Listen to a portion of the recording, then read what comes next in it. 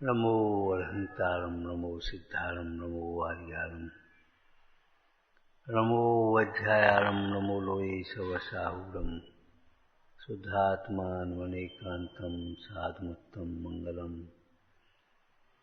वंदे संदष्टसिद्ध्यर्थं संदष्ट्यर्थप्रकाशकं मंगलम भगवान वीरो मंगलम गौतम गणे मंगलम कुंद कुंदाद्यो जैन धर्मवस्तु मंगलम सर्वमंगल मंगलम सर्वकल्याणकारकम प्रधानम सर्वधर्माणां जैनम जयतु शासनम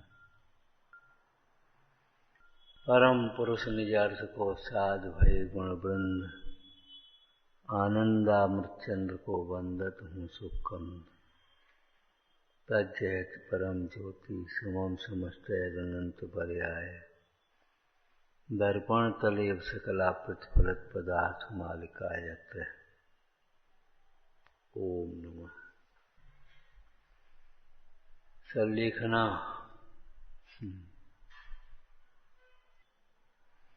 क्या अर्थ होता है? सम्यक प्रकार से लेखन करना। लेखन आयुर्वेद का भी शब्द है। लेखन लेखन माने खनोच करके निकालना, क्रश करना। मुख्य मार्ग का प्रशय है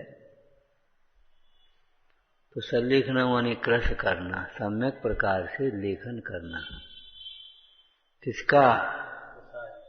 कम करने लायक क्या है, मिटाने लायक क्या है?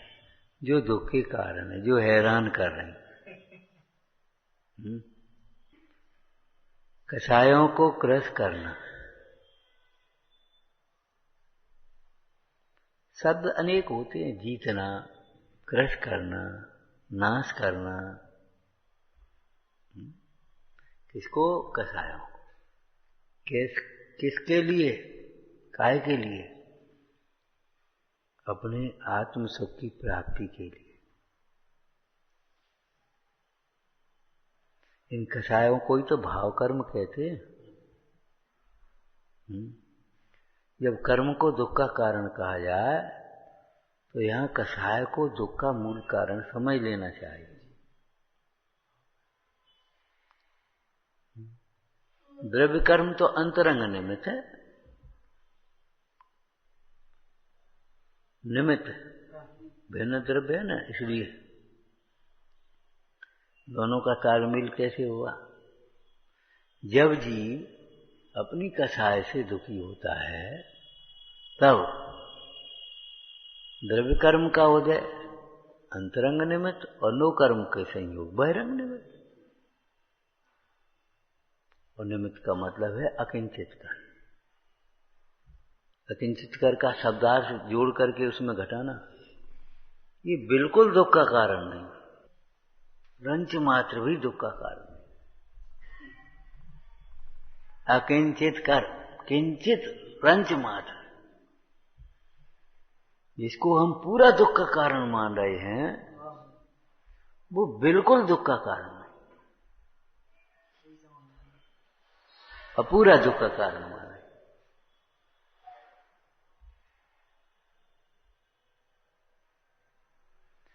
यदि जीव अपनी कषाय से दुखी न हो तो कर्म का उदय क्या करेगा? करेगा क्या? क्यों? सिद्धांत बोलो। कर्म अपने फल में जीव को बलपूर्वक नहीं जोड़ता।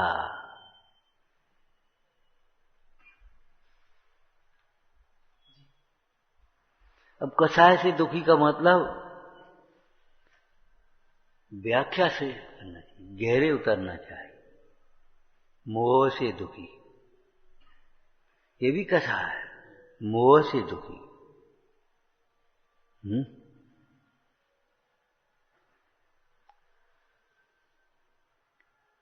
मोह और कषाय का संबंध कैसे जोड़ते हैं? कषाय करने का अभिप्राय है कषाय की पूर्ति में सुख मानना। ये मोह मिथ्या तो है। कसाय के अनुसार यदि वस्तु प्रवर्त जाए तो आनंद मान लेता। क्रोध, कसाय से दुखी मतलब क्रोध से दुखी है, अपने क्रोध से दुखी है। और दुख का कारण जो क्रोध का निमित्त है ना, उसे माने। अपने अहंकार से दुखी है, ये हमारी नहीं मानता। अरे तुम मनवाना क्यों चाहते हो? क्या इसे नहीं मानता तो इसका नफा नुकसान तुम्हें क्या फर्क पड़ता है? नहीं मानता इसलिए दुखी है कि तू मनवाना चाहता है, इसलिए दुखी है।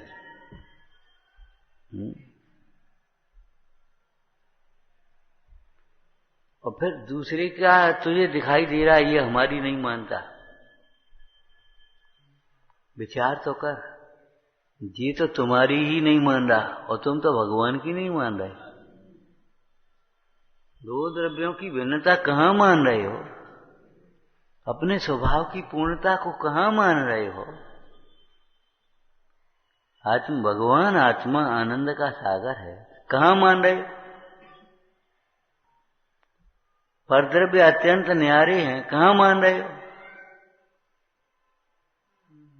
तुम भगवान की भी नहीं मानो तो तुम्हें कोई बात नहीं, और तुम्हारी ये जरा सा कोई आदमी नहीं माने, बच्चा नहीं माने तो तुम दुखी हो रहे, ये हमारी मानता नहीं। अरे रे,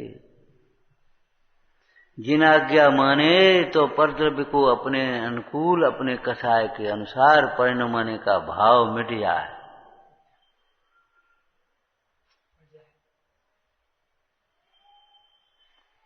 और सामने वाला द्रव्य चेतन अचेतन कोई भी हो, या तेरी कसाय के अनुसार न परिणमे तो अभी तू दुखी नहीं होगा।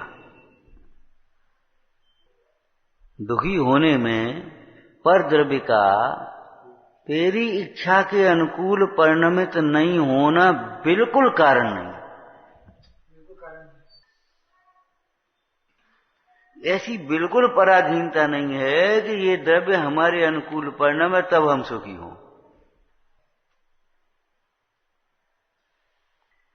इसी को दूसरी भाषा में कहा था, देखो व्यवस्थाएं बना करके, अनुकूल व्यवस्था बना करके कोई सुखी नहीं हुआ आज तक। वस्तु व्यवस्था को समझ करके सुखी हो सकते।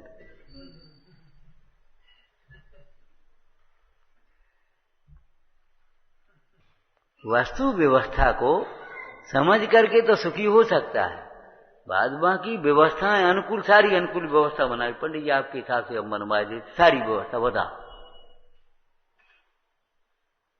आपके हिसाब से सब पूरा का पूरा इंतजाम किए देते, बोलो अब तो कोई परेशानी नहीं है। नहीं हो सकता। वस्तु व्यवस्था को अर्थात बोलो अपनी पूर्णता को, अपने स्वाभाविक ज्ञान आनंद को, अपनी अनादि अनंत सत्ता को, अपनी सर्वोत्कृष्ट प्रभुता को समझ करके ही सुखी हुआ जा सकता है। पर द्रव्यों की भिन्नता को ही समझकर सुखी हुआ जा सकता है। पर द्रव्यों की भिन्नता को ही समझकर सुखी हुआ जा सकता है। तुम अपना मान मान करके सुखी नहीं हो सकते। तो जब जीव अपने मान से दुखी होता है, तब सामने वाले जीव पर आरोप करता है। मिथ्या आरोपण है, मिथ्या दोषारोपण एक शब्द है, मिथ्या दोष लगाना। ये तो भैया जैन दर्शन की चर्चा है, तुलसीदास लिख गए,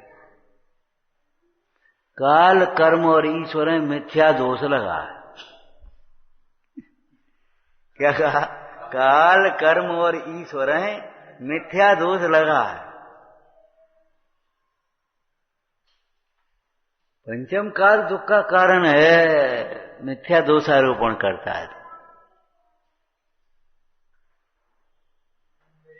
ये परद्रव्य दुख के कारण है, मिथ्या दोषारोपण है, मिथ्या दोष।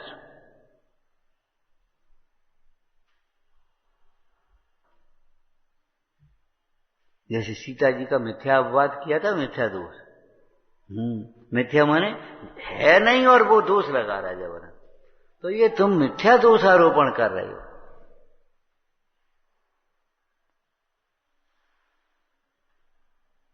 सिद्ध करो। उस द्रव्य ने तुम्हें दुखी किया कैसे, ये बता दो तुम। वो द्रव्य तुम्हारे में प्रविष्ट नहीं हुआ, तुम्हारे द्रव्य के सुख गुण का हरण नहीं किया। समयसार जी की भाषा में बोल सकते हो, ये मिथ्या दोषारोपण क्यों है? वहां कर्णन योग से सिद्ध किया है। तू कर्म, वह कर्म तो देता नहीं, वह कर्म तो हरता नहीं। जीवन मरण में आयु, वो आयु तो देता नहीं, वो आयु तो हरता नहीं। अब उसने मारा कैसी, आयु हरण कर ली उसने। वो आयु हरण कर सकता है तेरी? उसने बचा दिया तो आयु दे सकता है? वह कर्म तो देता नहीं, उसने दुखी कैसे किया? वह कर्म तो देता नहीं, उसने सुखी कैसे किया? बोलो कैसे करे? यदि आत्मा व्यापक भाव से परद्रव्य का करता हो तो तन में होना पड़ेगा उसे। अगर वह दुखी करे तो पहले उसको तुम्हारे रूप होना पड़ेगा।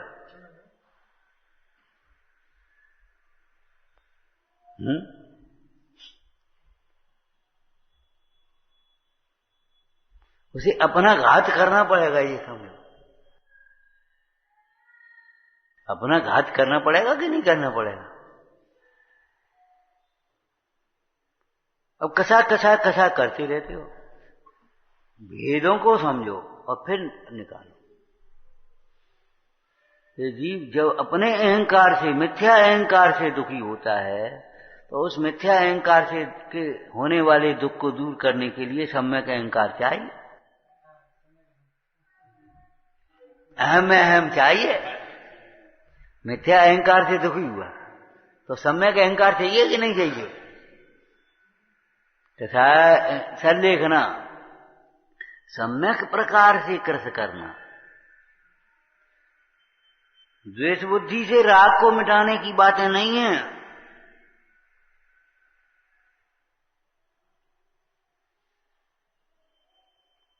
अथवा राग पूर्वक द्वेष मिटाने की बात नहीं है। राग के द्वारा द्वेष को मिटाना चाहे नहीं मिट पाएगा, द्वेष के द्वारा राग को मिटाना चाहे तो नहीं मिट पाएगा। ज्ञान के द्वारा राग और द्वेष दोनों मिटे।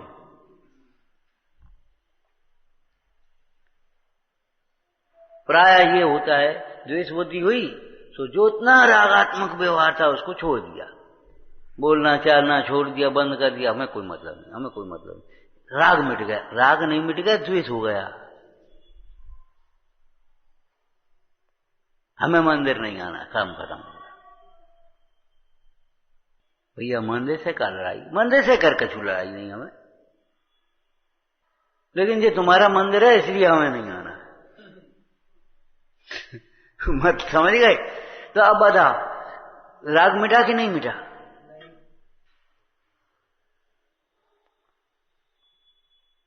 द्वेष बुद्धि से राग मिटाने का प्रयत्न करना ये तो ऐसा है जैसे कोई कड़वी औषधि को छोड़ करके, कड़वी वस्तु को छोड़ करके हलाहल जहर पिया। ये दृष्टांत शुभ और अशुभ के बारे में दिया पंडित जी ने। शुभ परिणाम छोड़ करके अशुभ परिणाम में परिवर्तन करना, ये तो ऐसा है जैसे कड़वी वस्तु को छोड़ करके हलाहल विष पिया। जब अपनी मायाचारी से दुखी है, अपनी छल पंच,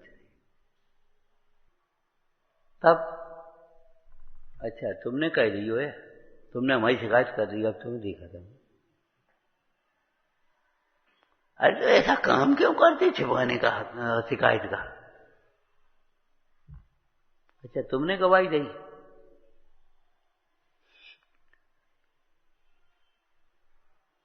सामायिक में एक चर्चा दी है श्रावकाचार्य ने, बैर त्याग चिंतन। बैर त्याग चिंतन क्या दिया? जिसने मेरी प्रशंसा नहीं करी, जिसने मुझे मेरे दोष को कह दिया, तीसरा क्या दिया? अरे भाई बहुत सूक्ष्म, हम कितनी बार कहते हुए सूक्ष्म उपयोग से करो स्वागत। जब ऐसे अपन कर नहीं पाएंगे तो फिर अकेले में बिना साहस के चिंतन कैसे करोगे इस सामान?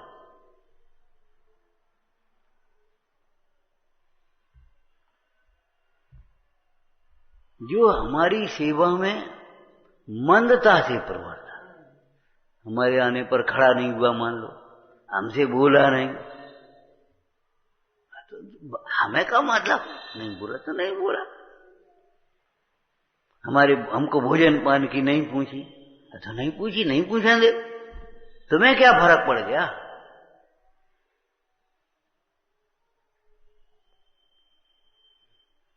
ये लिखा है, हमारी सेवा में मंदता से प्रवर्ता, हमारे दोषों को जनाए दिया, हमारे कार्य की प्रशंसा नहीं करी, उसे हमने अपना बैरी मान लिया। आगे बोलो, बढ़िया पंक्ति है, बड़ी तसल्ली से बोलना। सो मेरी अज्ञान से उत्पन्न विपरीत कल्पना है, सो मेरी अज्ञान से उत्पन्न विपरीत कल्पना है। तुम हो को ये दिख रहे हो सो तुम नहीं हो, जो तुमने अपने को जिस रूप अपने को मान लिया सो तुम नहीं हो, तुम हो को। हमें नहीं पूछी, अरे तुम्हें पूछे क्यों रहो? भगवान आत्मा, भगवान आत्मा। विचार करो, अनंत सिद्ध भगवंतों का कोई नाम भी नहीं जानता, वे तो दुखी नहीं होते।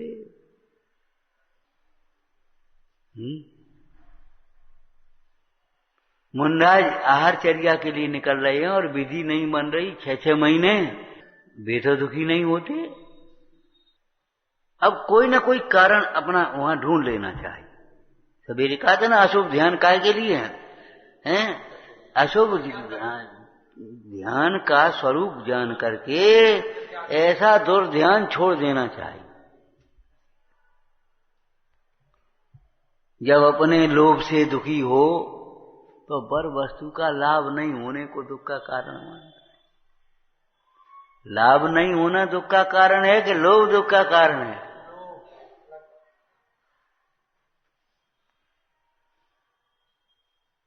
आश्रव तत्व की भूल है ये। दुखी तो मिथ्यात्व कसाय से होता है और दुख का कारण पर द्रव्य को मानता है, कर्म नो कर्म को मानता है।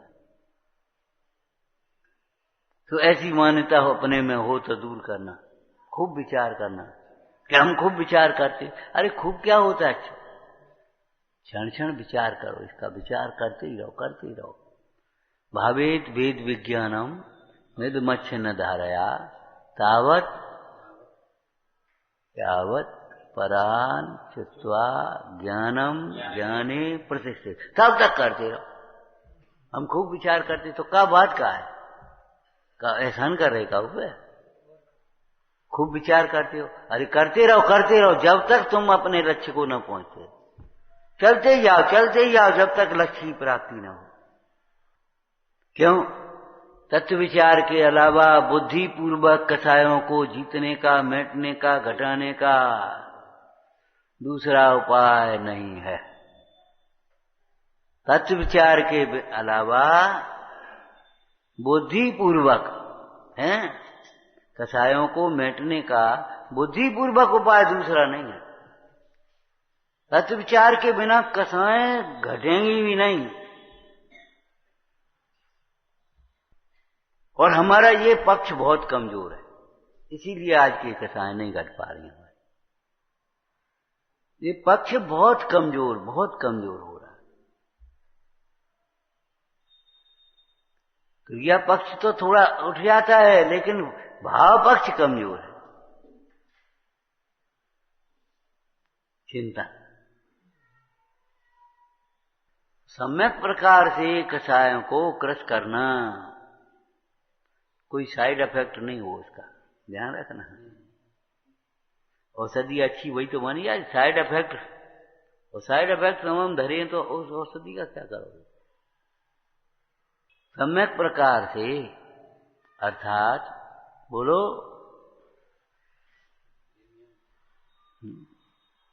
सम्यक प्रकार से स्थूल से सूक्ष्म चलना हो तो स्थूल से सूक्ष्म चलो, तत्व विचार पूर्वक, तत्व ज्ञान पूर्वक, तत्व ज्ञान के अभ्यास से। एक कथा घटी और दूसरी कथा बढ़ गई तो कोई मतलब ही नहीं निकला। प्रायः संसार में जिसको जरा क्रोध विरोध ज्यादा आया उसको मानते, उसकी बड़ी तीव्र कथा है। अहंकार की कथा भी तो तीव्र कथा है, उसको क्यों नहीं मान रहे। अहंकार होना ये भी तो तीव्र कथा है, मंद कथा है क्या। लोभ भी तो तीव्र कथा है। भयभीत रहना, भय भी तो कथा है।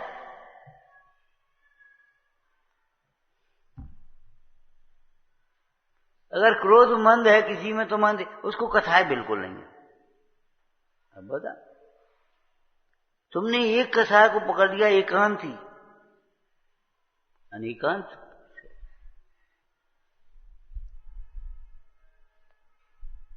और तत्वज्ञान के अभ्यास से ये समझो उसी अनुपात में सर्व कथाएं मंद होगी। इधर मोह मंद होगा, क्रोध भी मंद होगा, मान भी मंद होगा, माया भी मंद होगी, लोभ भी मंद होगा, हास्य रति अरति शोक भय जुगुप्सा ये भी मंद होंगे, मंद होते रहेंगे। ऐसा नहीं है कि एक कथा थोड़ी सी मंद हुई और दूसरी तीव्र हो गई।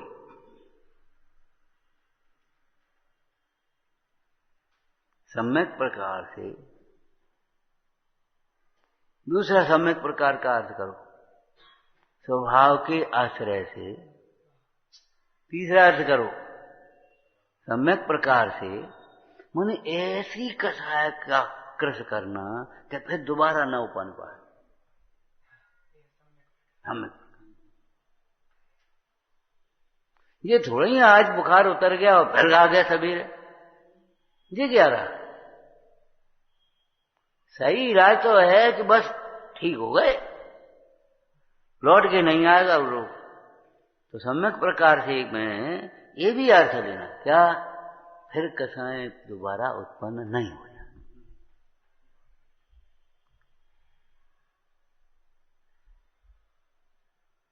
अथवा तो चरणानी योग शैली से बोलो सम्यक प्रकार से, कसायों के प्रसंग में भी कसाय न हो। अनुकूलताओं में क्रोध नहीं होता तो कसाय मिट थोड़ेंगे ही, प्रतिकूलताओं में मान नहीं होता तो कसाय मिट थोड़ेंगे ही। प्रतिकूलता में क्रोध नहीं होना, अनुकूलता में मान नहीं होना।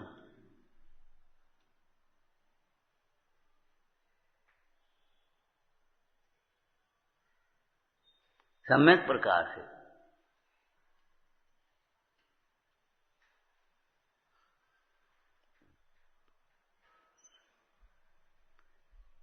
नरक आदि के भय से, स्वर्ग आदि के लोभ से, या थोड़ी मंद कथा के कार्यों में प्रवृत्ति, तो कोई मतलब ही नहीं निकला। पद प्रतिष्ठा के लिए कितनी मेहनत करने वाले लोग कितने हैं, अरे निज पद की प्राप्ति के लिए।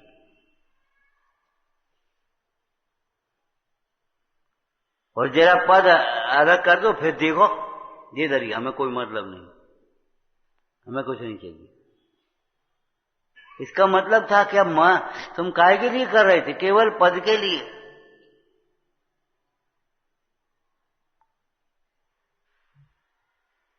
मतलब ये है कि सम्यक प्रकार से कसायों को कृष करना, ये संलेखना का अंतरंग स्वरूप है। और कसाय कृष्ण होने से कसाय कृष्ण होने से दुख कृष्ण होता है, कसाय मंद होने से दुख मंद होता है, कसाय तीव्र होने से दुख तीव्र होता है, कसाय के अभाव से दुख का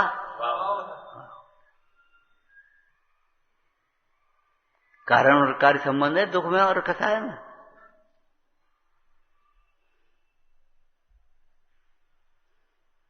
इसीलिए एक स्थूल दृष्टांत बताएं, अज्ञानी जीव को मरण के नाम से इतना भय लगता है, ऐसा भय ज्ञानी को मरण आ जाए तो भी नहीं लगता।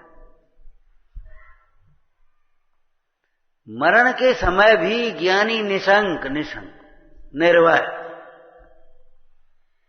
जबकि अज्ञानी को मरण आया नहीं, केवल मरण का नाम।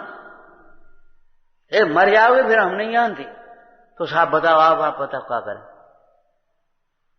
माने भाग वक्त खाने को तैयार हो गए, नियम तोड़ने को तैयार हो गए, जैसी उल्टी सीधी अनीति करने को तैयार हो गए,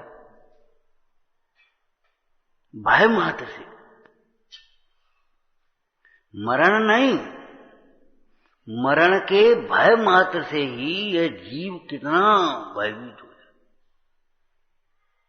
मार्ग को छोड़ देता है, कुमार्ग में चला जाता है।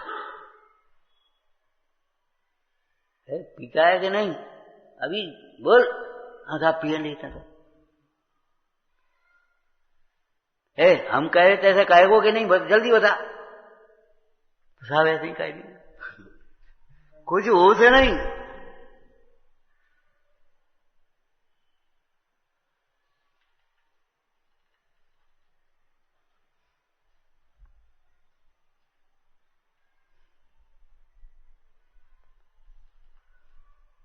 कारण का अभाव हुए बिना कार्य का अभाव नहीं होता है।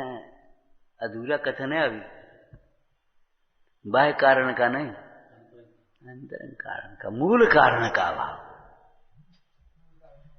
यदि कारण का अभाव होने पर भी कार्य का अभाव नहीं हो रहा है, तो हमने बाह्य कारण के कारण मान बैठे होंगे। मूल कारण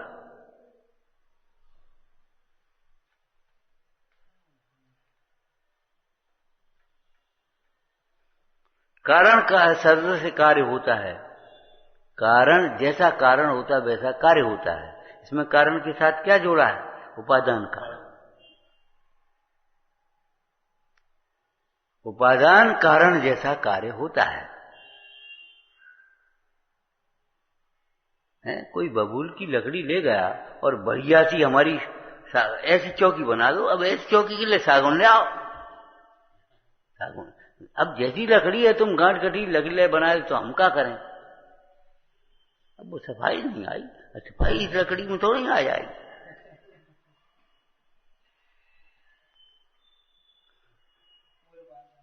इसलिए उपादान कारण सदृश कार्य। कहीं बालू का घड़ा बनता है, कुम्हार कितना ही होशियार हो बना रहे, क्या करेगा?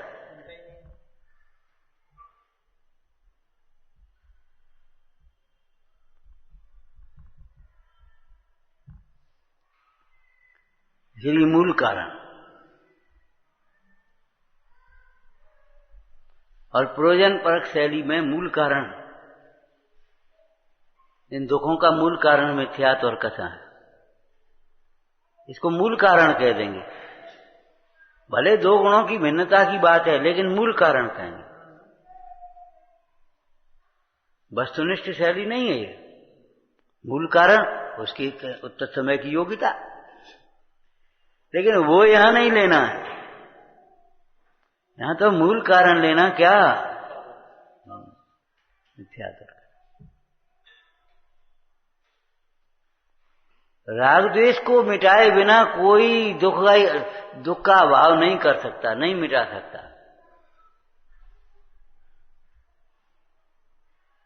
जैसे पहले की थी चर्चा, हमारे धार्मिक अनुष्ठान भी हमारे परिणामों की निर्मलता के बिना फलीभूत नहीं, इष्ट फल को नहीं देते। इस बात का बहुत ध्यान रखना चाहिए। हम कौन सी पूजा कर रहे हैं, कहां पूजा कर रहे हैं, कितनी पूजा कर रहे हैं, ये महत्व की बात नहीं है। उस समय हमारे परिणाम कैसे चल रहे, ये महत्व की बात है। और हमने उत्कृष्ट दृष्टांत आपको छांट करके दिया था। ऐसी बाहुबली जैसी प्रतिमा बनाई चामुंड राय ने, और जरा सा विकल्प आ गया, ऐसी प्रतिमा तो मुश्किल से कोई बना पाएगा, अभिषेक पूरा नहीं कर पाए।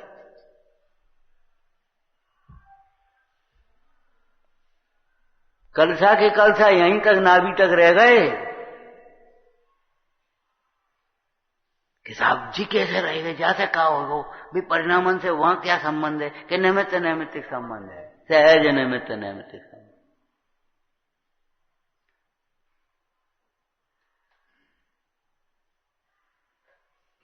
जरा जरा से प्रसंगों में मन खराब करने वाले अपना जीवन खराब कर लेते।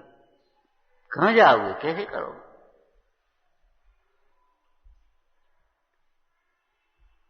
खेजाना में बहुत सुंदर शब्द है, समता समारे, संभाल के रखो जाए। समता समारे, संभाल के रखो जाए। स्वरूप की संभाल द्रव्यार्थिक नय से, पर्यार्थिक नय से समता की संभाल, यही तो संभालने लायक ही है। और स्वरूप को नहीं संभाले, अपने परिणामों को नहीं संभाले, समता को नहीं संभाल के रखे और संयोगों की संभाल में लगा रहे, वो ऐसा समझो अपनी जवाहरात तो नहीं संभाल के रख रहे हो, और ये कचरा बड़े संभाल के रखो, भूलो। बाकी रखवारी करो, कोई बाहर न लेगा। समता समारे।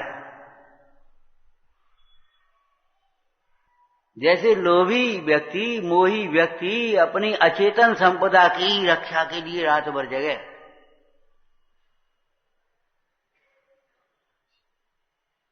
ऐसे ये रत्नत्रय की रूपी संपदा के लिए ज्ञानी जन, योगी जन निरंतर जागृत रहते हैं। डरने की बात नहीं है सरलेखना। सरलेखना कसाय को क्रस करना, इसीलिए सरलेखना आत्मघात नहीं कहा जा सकता। सरलेखना को आत्मघात नहीं है, ये आत्म विकास की पराकाष्ठा है, आत्म आराधन का फल है, सुफल। सरलेखना होना ये आत्म आराधना का सुंदर फल है। ये हमारे स्वाध्याय की, संयम के पालन की सफलता है, ये समझो। सरलेखना होना ये अंतरंग पक्ष है, कसायों को क्रस करना है ना, और बहिरंग शरीर को भी क्रस करना। क्या मतलब है? शरीर का पोषण नहीं करते रहना। ये तो धार्मिक क्षेत्र है, ये समझना। आयुर्वेद में भी इसका बड़ा महत्व है। जब शरीर क्रम से कसाय अंतर में क्षीण हुई ना, और शरीर की जो क्षीणता होती जाती, आहार पानी आदि घटाते जाते ना, तो उससे फिर वेदना नहीं बढ़ पाती, ये समझना। रोग उत्पन्न नहीं हो पाते, अंतर का शोधन हो जाता है। ये बड़ी वैज्ञानिक पद्धति है हमारी ज्ञान दर्शन की। तुम अच्छी तरह खाते पीते रहो और अंत में शरीर छूटने को हो, तो वो रोग आदि उत्पन्न हो, वेदना उत्पन्न हो जाएगी। लेकिन जब शरीर को क्रम से ये आहार पानी आदि घटाया जाता है, तो ये बहुत अच्छी तरह शरीर छूट जाता है। ये निमित्त नैमित्तिक संबंध की बात है। हमारे आचार्यों का ये व्यवहारिक ज्ञान भी है। जैसे आहार बंद किया, उसके बाद दुग्ध आहार यही दिया ना, तो उससे बात कुपित नहीं होता, स्नेहन हो जाता ना उसका, इसमें चिकनाई। जब आंतों में रुक्षता होती, रुक्ष भोजन होता, तब बात कुपित होती है। तो उन्होंने आहार बंद कर करके वो तुम्हारा स्नेहन कर लिया।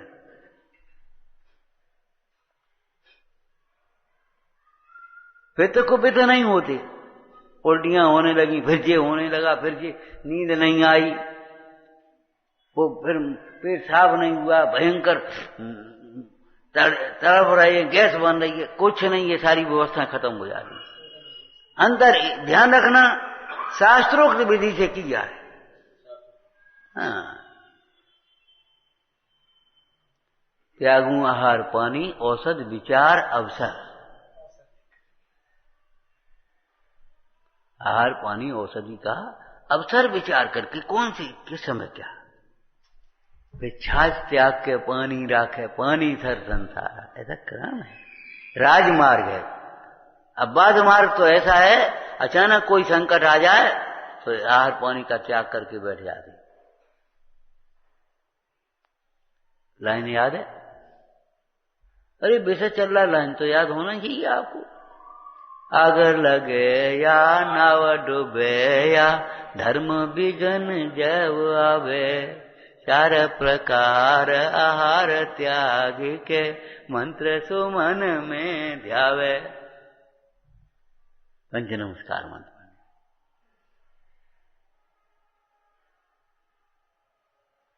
अरे भाई, छोटे से बच्चे को भी अगर कोई भय हो तो दौड़ करके मां की गोद में आ जाए। और तू कैसा बड़ा हो गया, अपने को चतुर मानता है, जो ये सब संकट आता तो जिनवाणी का अभ्यास क्यों नहीं करने बैठता, मां की गोद में क्यों नहीं?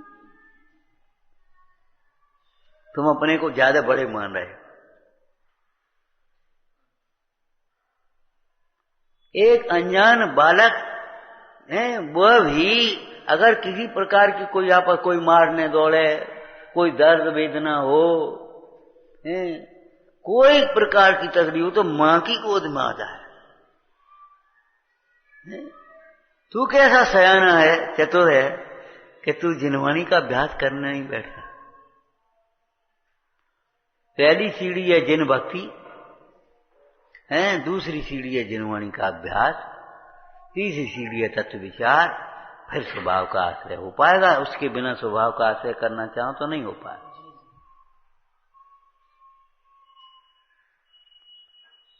आप बिल्कुल पढ़े लिखे नहीं हो, कुछ नाम नहीं आते, कोई बात नहीं है, नमो रंतारम पढ़ने लगो।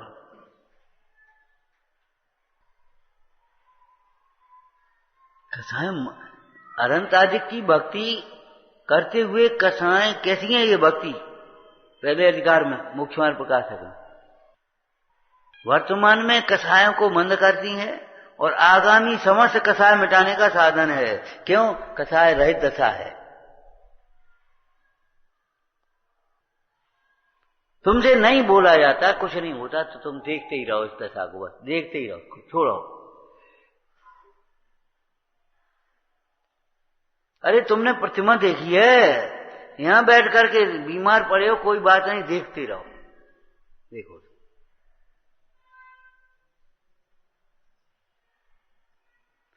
इंद्रिय ज्ञान की गुलामी क्यों? सामने हो तभी देख पाए। परोक्ष ज्ञान भी ज्ञान होता है कि नहीं होता?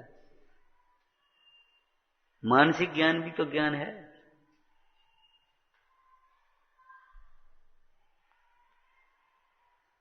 तो सम्यक प्रकार से काय को भी क्रश करना, सम्यक प्रकार से। ये भावुकता का और उल्टा सीधा मार्ग नहीं है। बहुत लोग कह रहे थे हमको समाधि करनी है, तो हमने कहा सबसे पहले निर्यापक आचार देखो।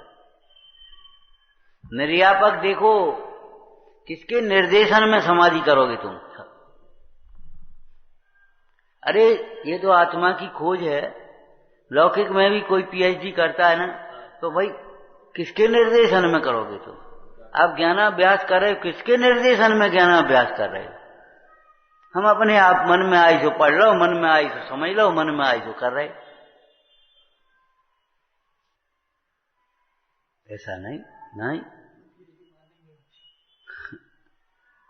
मन के हिसाब से चलोगे क्या होगा?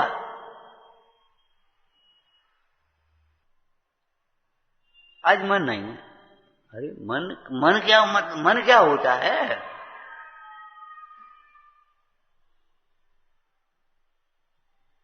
मन के हिसाब से मत चलो, आगम के हिसाब से चलो। अपने हित पर दृष्टि रख करके करो। तो कसायों को क्रश करना और काया को भी क्रश करना चरणान योग की शैली है। ये करना करना। यहां ये प्रश्न मत लगा देना काया को क्रश कर सकता है, पर्याय को आगे पीछे कर सकता है, कसाय को मिटा सकता है, वो स्वभाव में लीन हो जाएगा तो कसाय मिट जाएंगे। सही बात है, सही है, वस्तुनिष्ठ कथन है, वस्तुनिष्ठ कथन है, सही है, गलत नहीं है। वो द्रव्यान योग शैली है। टोटरमल जी ने कहा है कर्णान योग के अनुसार पुरुषार्थ करना चाहे तो कैसे करेगा? ऐसे द्रव्यान योग के अनुसार भवितव्य होगा सो हो जाएगा, तो वो तो हो ही जाएगा। तुम क्या अन्यत्र उद्यम क्यों करते हो? कसाय की पूर्ति के लिए तुम प्रयत्नशील रहते हो और कसाय के अभाव को भवितव्य के भरोसे छोड़ते हो। ये तुम्हारा मार्ग उल्टा है। ये नास्ति परक अर्थ है सर्वलेखना का। अस्थि परक क्या है? जिसमें काया नहीं है, जिसमें कसाएं नहीं है, ऐसे स्वभाव में लीनता का नाम समाधि सर्वलेखना। और दोनों एक ही साथ चलते। इधर कसाय घटेंगे, अगम के अभ्यास से तत्व विचार से कसायों को घटाएंगे। ये क्या नाम पूर्वचर व्यवहार है। और स्वभाव के आश्रय से कसाय उत्पन्न ही नहीं होगी, ये वस्तु स्वरूप है।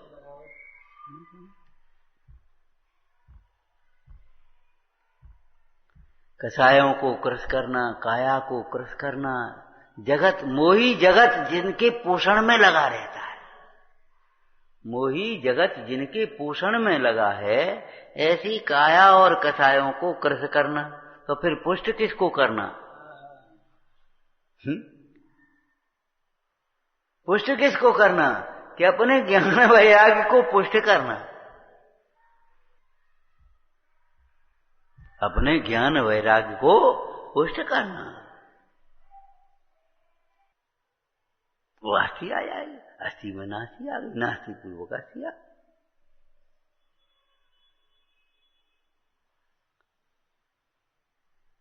और सांगोपांग कसायों का स्वरूप यहां समझ लेना। ये हम इतनी बात कह रहे, केवल एक कसाय को पकड़ करके नहीं, और जल्दी से उड़ो मत, बस हो गई वो बस लेंगे और अपने और कामन में लग गए बने, जैसे कछु है ही नहीं। नहीं, खूब चिंतन करो, चिंतन करो। अकेले हो तो चिंतन करो, दो हो तो चर्चा करो। जब मिलोगे तो ये चर्चा करोगे तो विकथा नहीं होगी। साधर्मी का साधर्मीपना यही है, धर्मी से धर्मी मिले हो तत्व की बात, धर्म की बात। भाजपा की जहां विकथा होती है तो लौकिक जीव हैं भी तो, मूर्ख से मूर्ख मिले, अंत में फिर किसे आ जाओगे सुबह। ये लक्षण है, धर्मी से धर्मी मिले। ज्ञानी के जीवन में कुशलता बढ़ती है, अज्ञानी के जीवन में कलुषता बढ़ती है। ये समझ लेना, कलुषता। अज्ञान में कलुषता होती है और ज्ञान में कुशलता होती है। अज्ञान से कलुषता होती है, ज्ञान से कुशलता। अगर कुशलता चाहते हो, लौकिक भाषा जानते हो, अगर तुम अपनी खैर चाहते हो, भलाई चाहते हो, सुन तो अपनी खैर चाहो ऐसे खैर बोलते थे ना, कुशलता चाहते हो, भलाई चाहते हो तो सुनो। टोटरमल जी क्या कह रहे हैं? हम जो कह रहे हैं सो करो, इस उपाय से तुम्हारा परम कल्याण हो। क्या मतलब? बोलो सर्वलेखना की शैली में बोलो भाई। शरीर और कसायों के पोषण में मत लगे रहो। शरीर और कसायों के पोषण में, इच्छाओं की पूर्ति में मत लगे रहो, जीवन बर्बाद मत करो। समय शक्ति और बुद्धि को मलिन मत करो। महाभाग्य से जिन देव मिले, जिन शासन मिला है। धर्मो विवर्धनीयम, अमृतचंद स्वामी कहते धर्म की अपनी धर्म भावना को पुष्ट करो, वैराग्य भावना को पुष्ट करो। वीतरागता का पोषण करने वाली तत्व का स्वाध्याय जिनवाणी पढ़ो, उन्हीं का विचार करो, उन्हीं की चर्चा करो, उन्हीं का चिंतन करो। ये व्यवहार हो गया। और परमार्थ क्या बोलो? जिन वचन में कहे हुए शुद्धात्म तत्व को बार बार विचारो।